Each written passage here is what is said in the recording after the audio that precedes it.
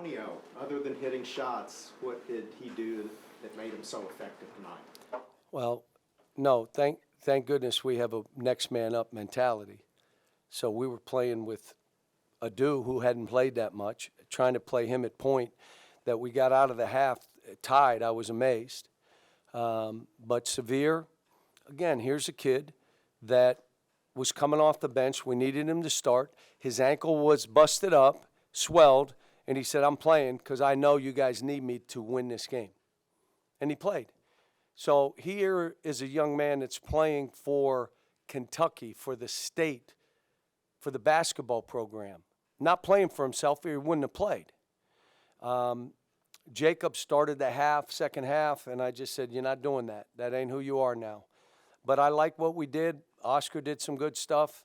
And here's the crazy thing, and I told Kermit after. They're in every game they play. They just need to bust out in one game. And now that we're done, I'm hoping they win the rest. But they got the shooters, the big guys. They're right on the cusp. And real coaching gets done when this kind of stuff goes on. And all the noise and all this is when coaching gets done. And you watch Kermit because he's one of the best. And like I said, I'm just glad. I told my team, I said, look, I saw the Tennessee game. I saw the Georgia game. You want me to keep going? I saw all these games, and I'm like, shoot, they could have won just about any of them. But they're good.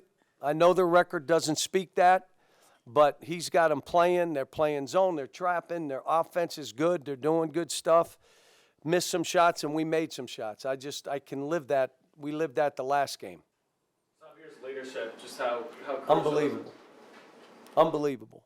And that's why I keep saying you just can't listen to all the clutter. You got to let it go and just be who you are.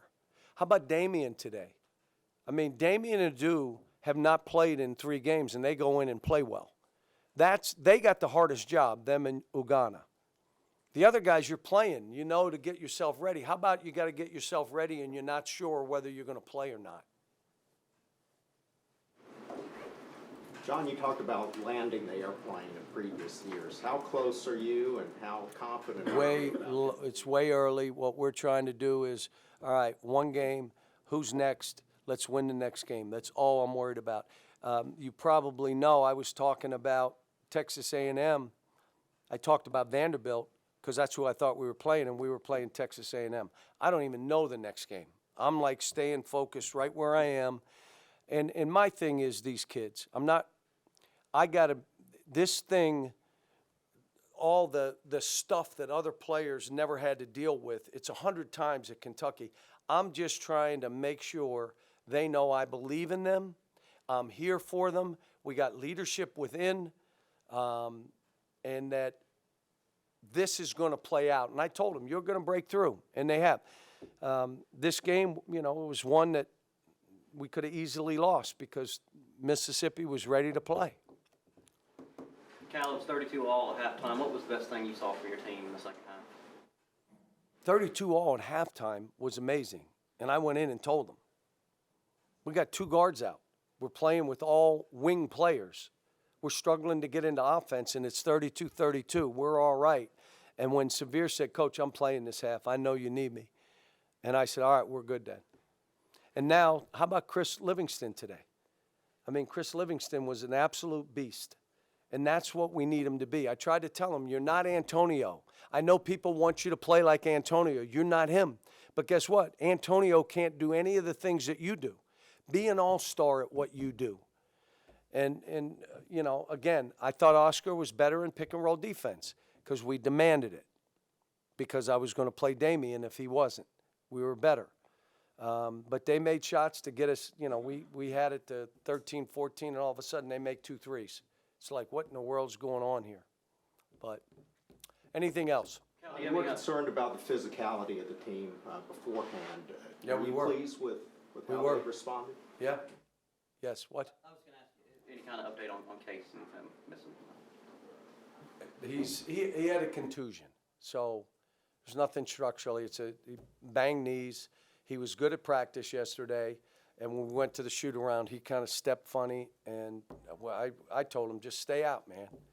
You know, don't, you know, he can't hurt himself, but, you know, you don't need to be playing guys that are 80%. You just don't, or 90%. You hugged Damian after he came out, you know, there on the bench. He's been through so much. What was that moment for him to see him really get I love seeing him smile. Like, you understand what he's been through?